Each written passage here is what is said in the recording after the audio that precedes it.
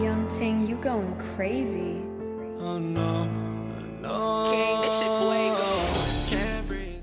Olá, olá, olá, olá, tudo bem com vocês, rapaziada? Eu estava meio triste ontem, que dia não estou, né? Mas ontem eu estava mais, até que chegou essa placa aqui do YouTube, de 100 mil inscritos. Mano, antes eu me sentia o número 0, até vocês chegarem e mudar isso, agora eu me sinto o número 1. Mas obrigado a todos que se inscreveram no canal por vontade própria, e aqueles que eu ainda não paguei. Breve pego mais dinheiro com meu agiota, e quito essa dívida com vocês. Eu poderia fazer um vídeo só agradecendo, mas vou aproveitar esse porque tenho preguiça de editar, e é nozes. Bom rapaziada, hoje eu vou ensinar vocês a como deixar só uma cor, assim como o vídeo de exemplo que vocês viram no começo. Fiz um vídeo quase igual a esse, porém era em outro aplicativo, mas agora eu vou ensinar vocês a fazer isso só no KineMaster. Então é isso aí, se você quiser, você pode dar o like aí já no começo, e se não quiser, você também pode me dar o deixa de enrolação, e vamos para mais um tutorial extremamente educativo desse canal.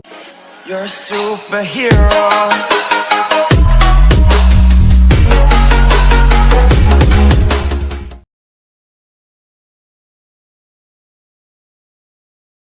Primeiramente você vai abrir o KineMaster, e vai criar um novo projeto, do tamanho ou formato que você for querer. E adiciona o vídeo que você vai querer fazer o efeito. Vou usar um vídeo do dia que eu matei um desafiante na ranqueada.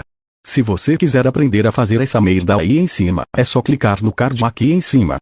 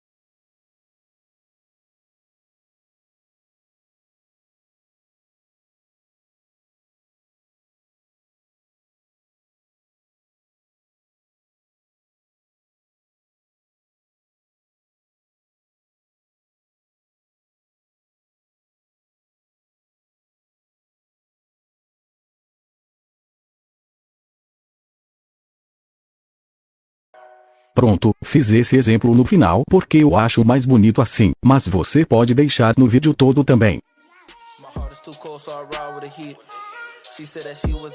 Agora se você quiser escolher outra cor, é só você clicar no efeito. Vem aqui em definições, depois clica em cor, e escolhe a cor que você vai querer. Vou colocar azul aqui. Agora é só regular a intensidade. Pronto, vai ficar assim, muito fácil. Agora é só você usar nas suas clipadas e ser feliz. Ou talvez não.